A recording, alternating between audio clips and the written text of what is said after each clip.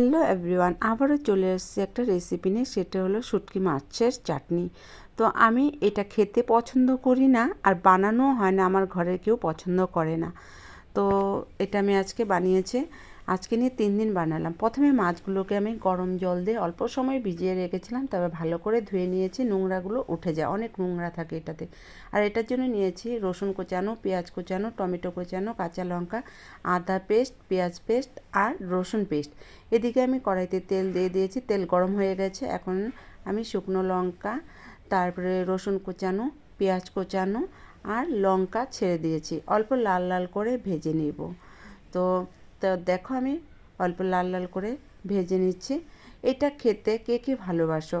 তো শুনি আমি সবাই যে এটা খেলে নাকি জ্বর কমে যায় আর খেতে সেই টেস্টি। কিন্তু আমি একবার ট্রাই করেছিলাম, তো বমি করে দিয়েছি ছোটোবেলায়। তারপর থেকে আর আমি খাই না, কোনো দিনও খাই না। এটা আমার ঘরেও কোনো দিন বানায় নাই মা, তো আমরাও খাওয়া শিখি না এটা। তারপরে দেখো এখানে ছেড়ে দিলাম রসুন পেস্ট, আদা পেস্ট, পেঁয়াজ পেস্ট। এটা দিয়ে আর অল্প ভালো করে নাড়াচাড়া করে দেব। টমেটোগুলো ছেড়ে দিয়েছি। তো তারপরে এখানে স্বাদ অনুযায়ী নুন আর হলুদের গুঁড়ো দিয়ে দেব। তো দেখো আবার অল্প ভালো করে ভেজে নিব।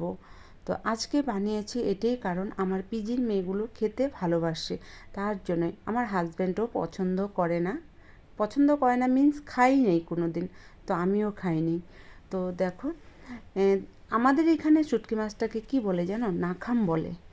তো আমি তো নাখাম বলতে কি আগে চিনতাম না, বুঝতাম না। তো তারপরে বুঝলাম যে শুটকি মাছকে নাখাম বলে।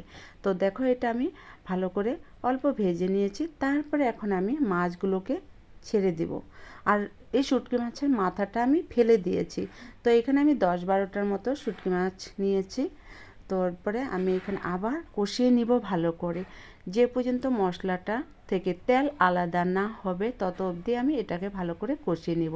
তারপরে এখানে আমি লঙ্কার গুঁড়ো দিয়ে দিব অল্প। এটা নিয়ে কি বলে, অল্প ঝাল ঝুল খেতেই ভালো হয়, তার জন্য আমি একটু ঝাল বেশি করেই দিয়েছি আজকে। কিন্তু আমি কিচ্ছুই টেস্ট করি না এখানে, যে লবণ বেশি হবে না ঝাল বেশি হবে, আমি কিচ্ছুই টেস্ট করি না। আর রান্নার আগে আমি কোনো দিনও কিছু টেস্ট করি না।